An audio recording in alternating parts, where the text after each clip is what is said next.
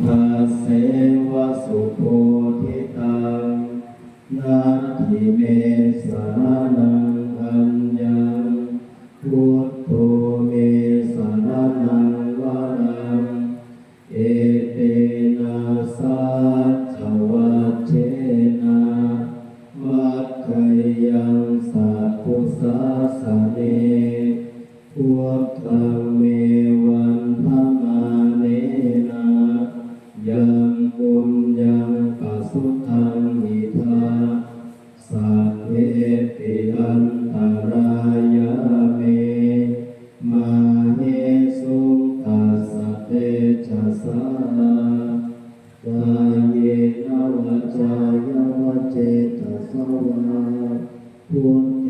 ตุกัมมังปะกะตังนายายังพุทโธปฏิคันหะตุวัจจยันตังกาลันตะเวสังวะริตุวะพุทเทขันธมยังธรรมานุสตินะยังกะโลมาเสสวะคะโตภะคะวะตาธัมโมสันติตัวเอหิปัสสิโกโอปัญญิโกปัจจตังเวทิตาโพวินโยหิติขันธมยังธรรมาภิทิติกาโลมาเสสวะคะตตาทิปุณโยทวเสนะสยโยโยมัคคะปะกะปริยัตติวิโมกขเปโตธัมโมปุโรคะปัตตนาตถาคาริธาริวันคามหังกัมมะรังวรธัมมะเมตังธัมโมโยสัพพปานินังสรณังเขมะมุตตมังพุทธิยานุสติทานังวันทามิตังสิเรนะหังธัมมัสสะหัสสมิทาโสวะธัมโมเมสาวิคิสโรธัมโมทุกขาสัทธาตาจาวิทาตาจานิกัสสะเมธัมมัสสะนิยาเทมิสาริรัญชีวิตัญจิตังวันทันโตหังจาริสามิธัมมัสเสวะสุธัมมตังนัตถิเมสรณังอัญญังธัมโมเมสรณังวรังเอเตนะสัจจวัจเจนะมัคคยังสัพพุสัสสะเนธัมมังเมวันธมาเนนะยังปุญญังปัสสุตังหิทาสัพเพติอันตรายะเมมาเหสุตัสสะเตจัสสะกายเยนะวาจายะวะเจตัสสะวะธัมเมตุกัมมังปะกะตังนายายังธัมโมปฏิคันหะตุอัจจยันตังกาลันตะเรสังวะริตุวะธัมเมขันธมยังสังขานุสตินะยังกะโลมาเสสุปฏิปันโนภะคะวะโตสาวกสังโฆโอชุปฏิปันโนภะคะวะโตสาวกสังโฆยายะปฏิปันโนภะคะวะโตสาวกสังโฆสามีจิปฏิปันโนภะคะวะโตสาวกสังโฆญาติทังจัตตาริปุริสา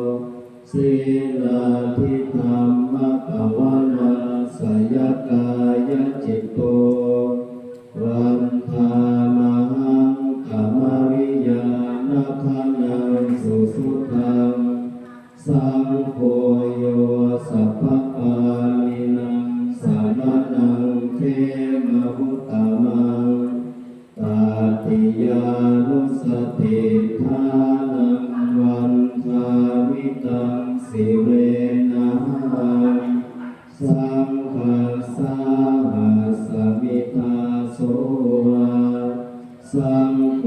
เมสามิทิสาโนสังโฆ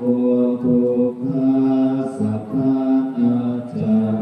วิภัตตาจานิปัสสะเมสังฆัสสะนิยาเทมิสาริรัญชีวิตัญจิตังวันพันโตหังจาริสามิสังฆัสโสปฏิปันนตังนัตถิเมสรณังอัญญังสังโฆเมสรณังวรังเอเต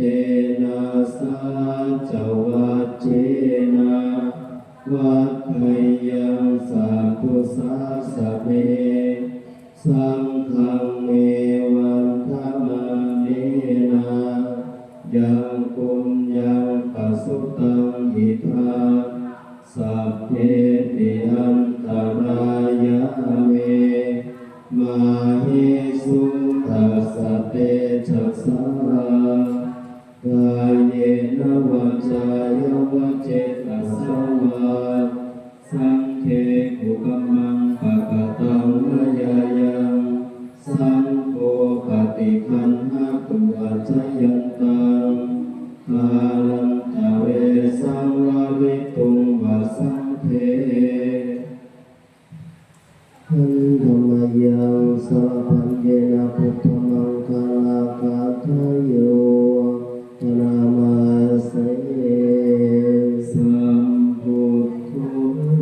ทิปะทังเสโธนิสิโนเจวะมัชฌิเมโกณทัญโยอุปปาเขจาอาคาไนเยจะปัสสะโภสารีปุตโตจะทักขิเนภารติเยอุปาณิจจาปัจฉิเมปิจานันโทอายะเปจักขวัมปติโมคันลาโนจะอุตตาเรอิสาเนปิจารามุโลอิเมโคมังตาลาพุทธาสัพเพหิทาปฏิทิตาวันทิตาเตจัมเยสักการะนิจปุจิตาเอเตสัมฆาภาเวนะสัพพะโสทิภวันตุโนอิเจวะนะจันทามะสังยานามาสมาโนรัตนาทายัญญาปุญญาทิสันทานิพุรังอารัตถังตัสสะนุภาเวนะกะตังตารายโยหันธรรมยังทวัติสักการะทังพนามาเสกายังภูเมกายโยกายของเรานี่แลอุตตังปาทัตตาลาเบื้องบนแต่พื้นเท้าขึ้นมาอาโทเกสามัคคกาเบื้องต่ำแต่ปลายผมลงไป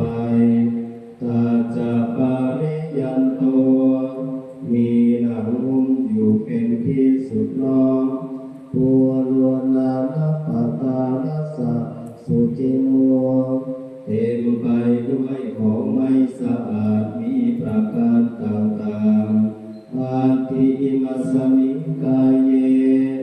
มีอยู่ในกายนี้เอสาผมทั้งหลายโลมาขนทั้งหลายนาคาเล็บทั้งหลายทันตาฟันทั้งหลายตาโจน้ำมังสังเนื้อนารูเห็นทั้งหลายอาทิกระดูกทั้งหลาย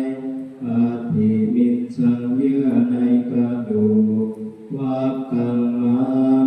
อาทายังหัวใจยะกะนังตับ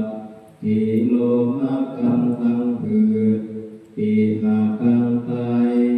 ปัปพาสังปอดอันตังไส้ใหญ่อันตะพุนังไส้น้อยอุทาริยังอาหารใหม่การิสังอาหารเก่าปิตังน้ำดีเสมังน้ำสะเดปุโคน้ำนองโลหิตังน้ำเลือเสโทน้ำเหลือเมโทน้ำมันคงอาสุน้ำตาวาสาน้ำมันเหลวเทโลน้ำลายสิงขานิกาน้ำมูลาสิกาน้ำไขคอมุตตังน้ำมูมัทธะเกมัทธะลุงทางเยื่อในสมองศีรษะเอวามะยังเมกายโยกายของเรามีอย่างนี้อุทังปาทัตตะละเบื้องบนแต่พื้นเท้าขึ้นมาอาโทเกสามัตถตาเบื้องต่ำแต่ปลายผมลงไปตาจาปาริยันโตมีหนังหุ้มอยู่เป็นที่สุดรอบปุโรนานัปปะการสะอสุจิโนเต็มไปด้วยของไม่สะอาดมีประการต่างๆอย่างนี้แลธรรมยังอภินังปัจจเวทนาปะทังพลามาเสชารังอัมโมหิชารังอนัตติโตเรามีความแก่เป็นธรรมดาจะล่วงพ้นความแก่ไปไม่ได้พยาธิธรรมโมหิพยาธิอนัตติโตเรามีความเจ็บไข้เป็นธรรมดาจะล่วงพ้นความเจ็บไข้ไปไม่ได้มรณะธรรมโมหิมรณังอนัตติโตเรามีความตายเป็นธรรมดาจะล่วงพ้นความตายไปไม่ได้สัพเพหิเมปิเยหิลาเปหินานาภาวุวินาภาวุเราจะละเว้นเป็นต่างๆคือว่าจะต้องพัดพรากจากของรักของเจริญใจทั้งหลายทั้งปวงธรรมสัพโพหิเรามีกรรมเป็นของตนกรรมทายาโทเราเป็นผู้รับผลของกรรมกรรมโยนิเรามีกรรมเป็นกำเนิดกรรมพันธุ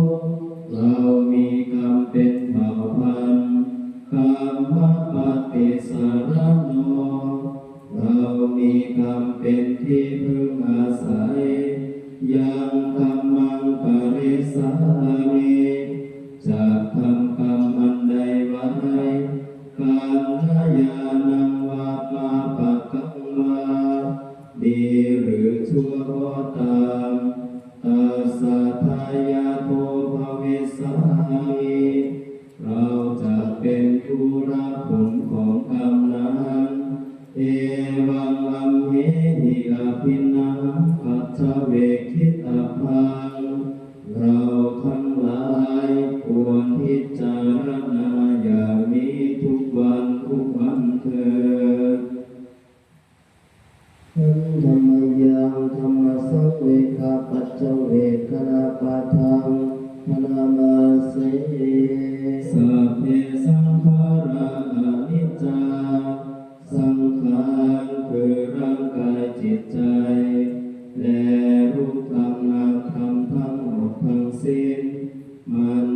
เที่ยงเกิดขึ้นแล้วดับไปมีแล้วหายไปสัพเพสังขาราทุกขาสังขารคือร่างกายจิตใจและรูปธรรมนามธรรมทั้งหมดทั้งสิ้นมันเป็นทุกข์ทนยากเพราะเกิดขึ้นแล้วแก่เจ็บตายไป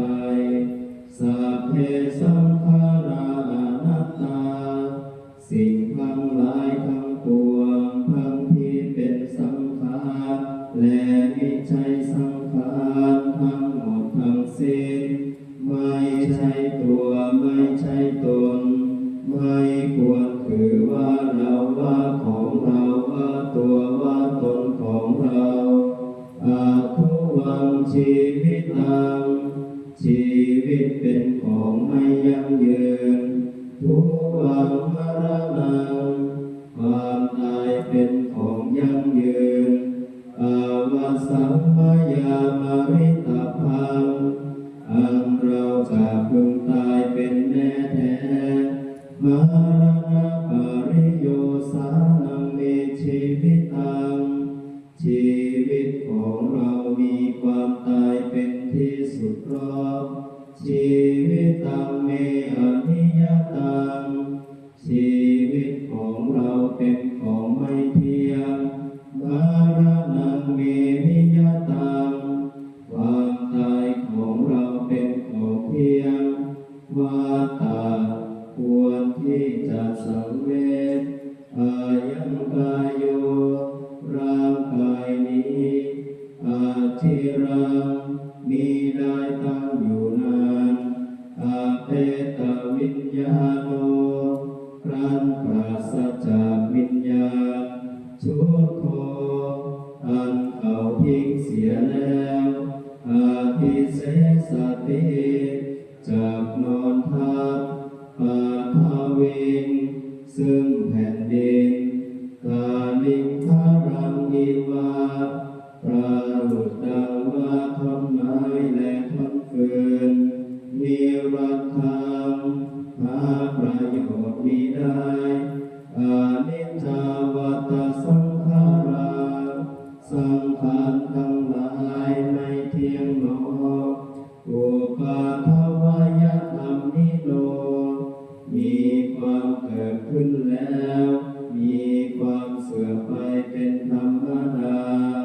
อุปาชิตตวานิโรธชันติครั้นเกิดขึ้นแล้วย่อมดับไปเตสังอุปัสสโมสุโขความเข้าไปสงบระงับสังขารทั้งหลายเป็นสุขอย่างยิ่งดังนี้สัพเพสัตตามรันติจาสัตว์ทั้งหลายทั้งสิ้นตายอยู่ด้วยมาริงสุจามานิสเรสัตว์ทั้งหลายตายแล้วด้วยสัตว์ทั้งหลายจักตายด้วยตาเทวามาริสามีตัวเราจักตายอย่างนั้นนั้นเทียวนาทิเนทัสสังสยโยความสงสัยในเรื่องตายนี้ไม่มีแก่เราดังนี้ขันธมยังวัฏปฏิมุขะปัจจโยปนามาเสสัมมาปะปัสสะอาการนังการให้ทำบาปทั้งปวงกุศลสุปสัมปทาการทำกุศลให้ถึงพร้อมสัจจิตตปาริโยทปานังการชำระจิตของตนให้ขาวรอบเอตังพุทธานาสัสสนังคำสั่งอย่างนี้เป็นคำสั่งสอนของพระพุทธเจ้าทั้งหลายทันติปรมังตโพติติฆาทันติคือความอดกลั้นเป็นธรรมเครื่องเผากิเลสอย่างยิ่งนิพพานังปานา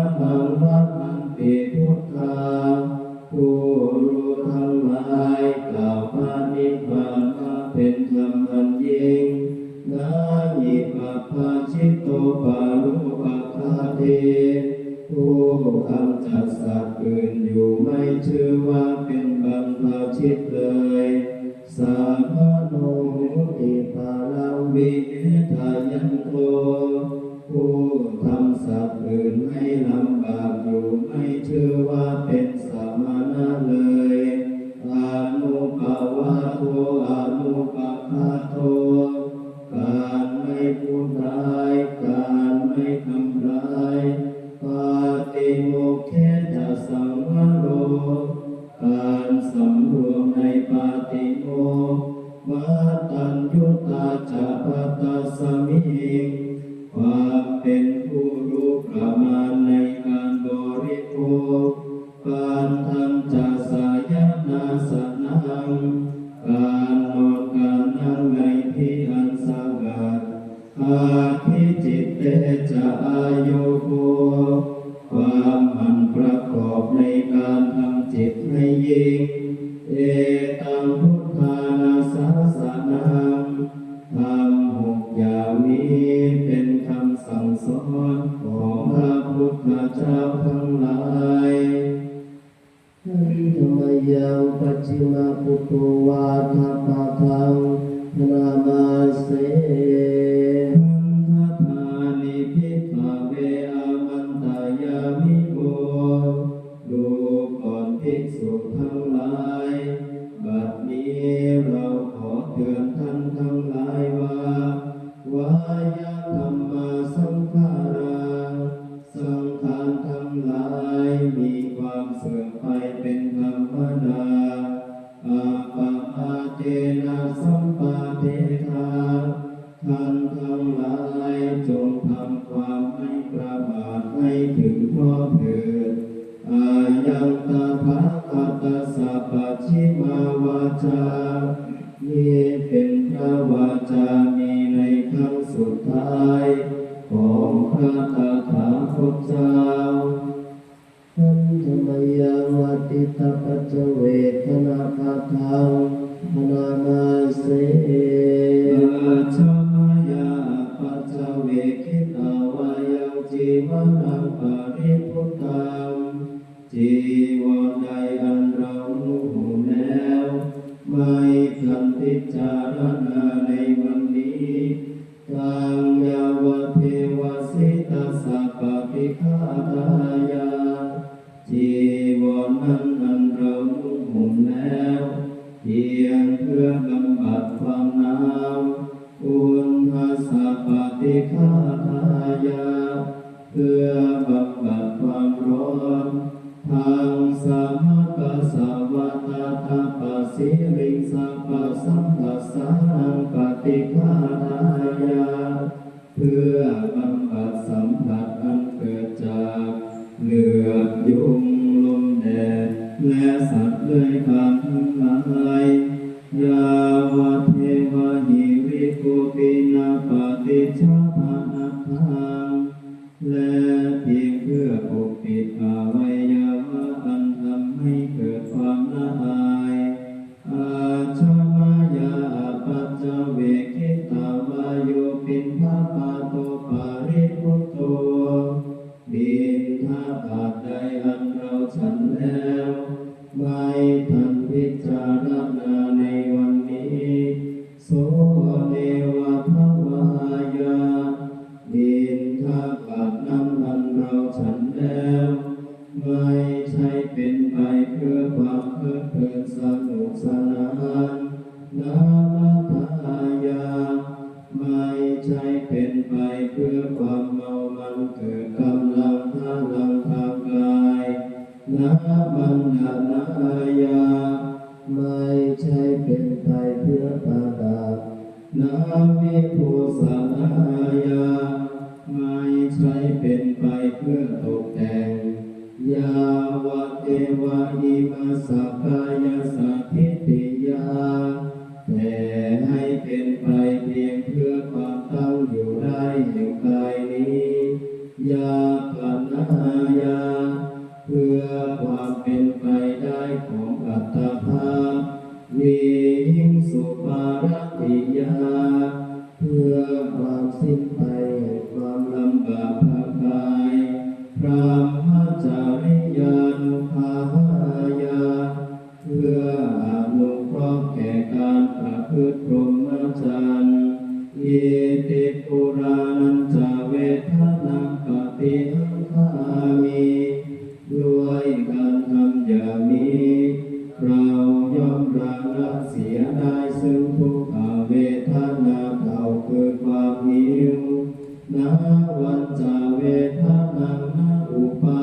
สา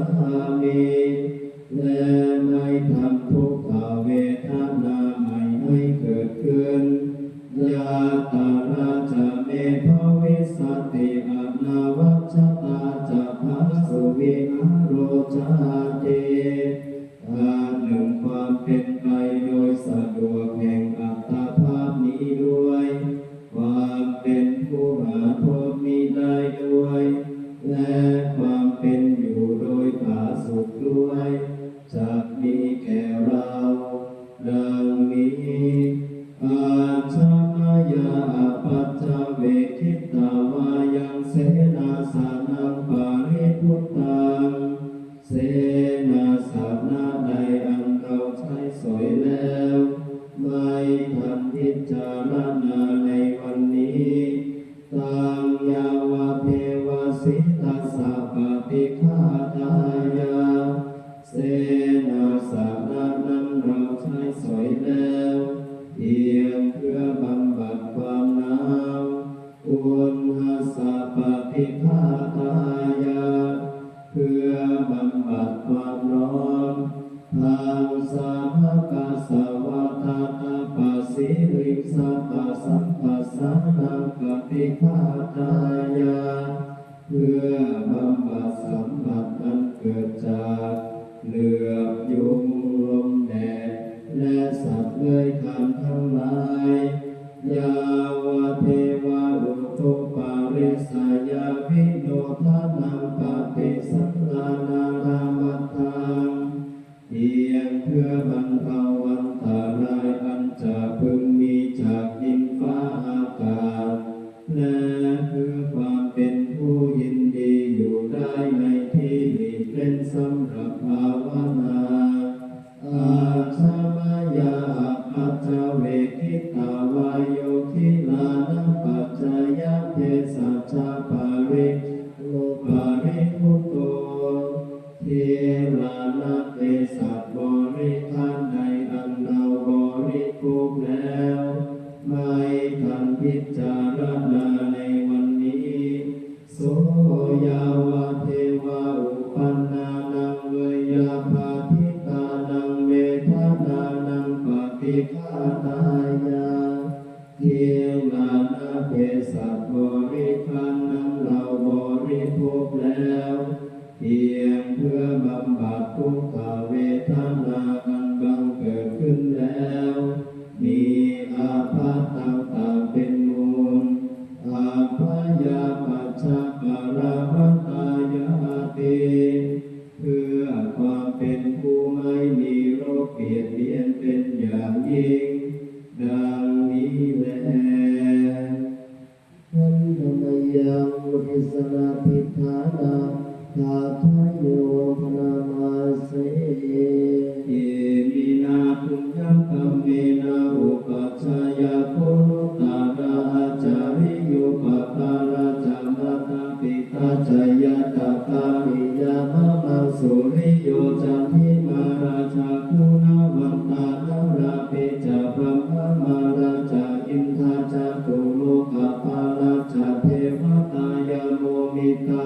นุสัจจมัจจตาเวริกาปิจาสัพเพสัตตาสุขีหุนตุปุญญานิปกตานิเวสุขังจติวิทังเทตุขิกัมปะเตตังโวมัตตังยิมินาปุญญกัมเมนายิมินาอุทิเสนาจักขิปาหังสุราเปเจวะตังบุปาภานาเชธานังเยสันตาเนหินาธัมมัญญามานิมานาโตมามังนัสสันตุสัพพทาเยวายะตาชาโตภะเวภเวอุจุจิตตังสติปัญญาสัมเลโภวิยัมหินามานานาพันตุโลกาสังกาตุจาวิเยสุเมพุทธาทิปาวาโนนาโทธัมโมนาโทวานุตตโมนาโทปัจเจกะพุทโธจะสังโฆนาโทตาโรหะมังเตโสตามานุมาเวนะมาโล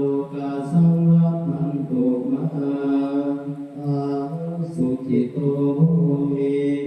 ขอให้ข้าพเจ้าถึงความสุขปราศจากทุกข์ไม่มีภัยไม่มีเวร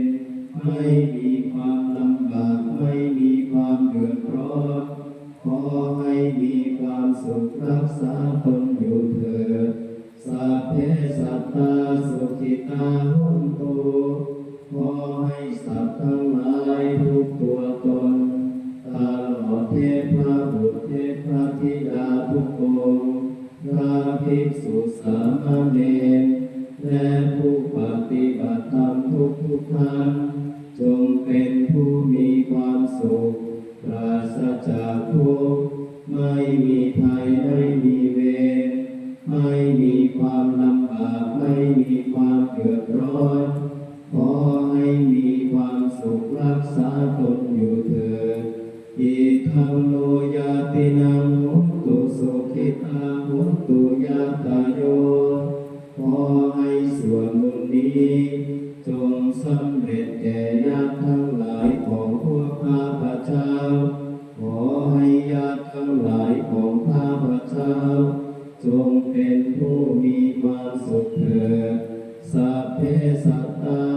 สัตว์ทั้งหลายที่เป็นเพื่อนทุกข์เกิดแก่เจ็บตายด้วยกันทั้งหมดทั้งสิ้นอาเมราหุนตัวจงเป็นสุขเถิด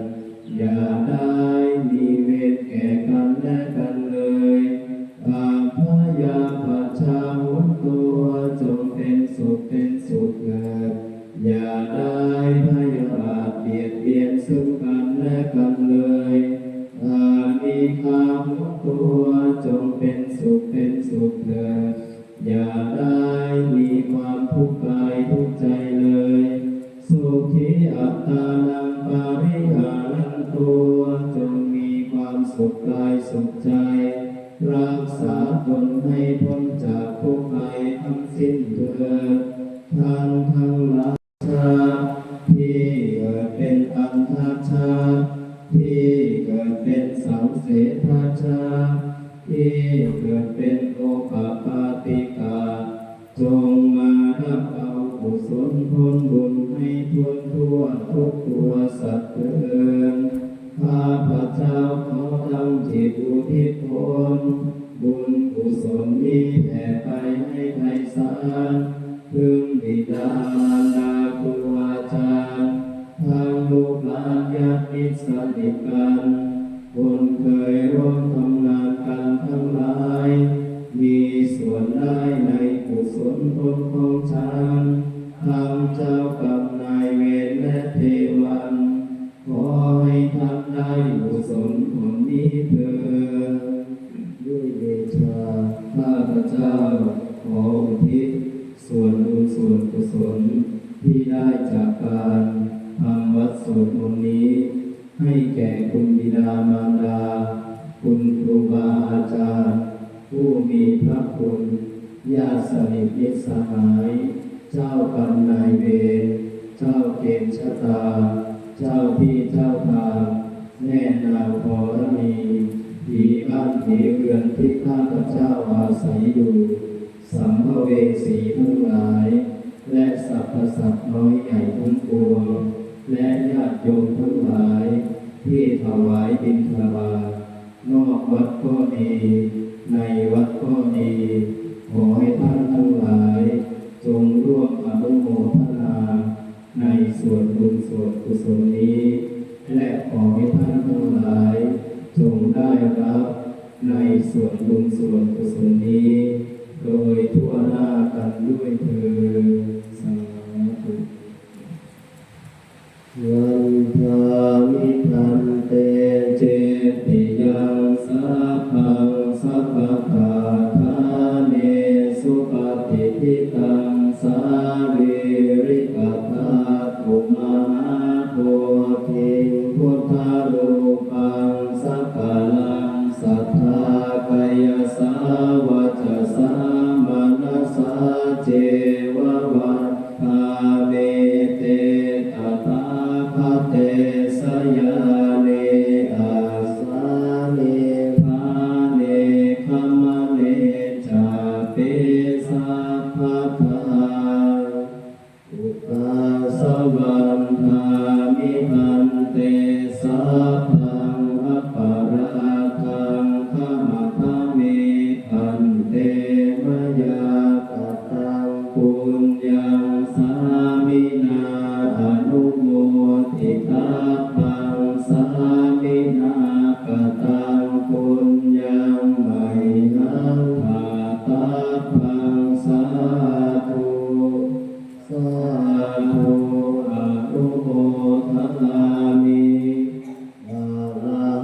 สัมมาสัมพุทโธ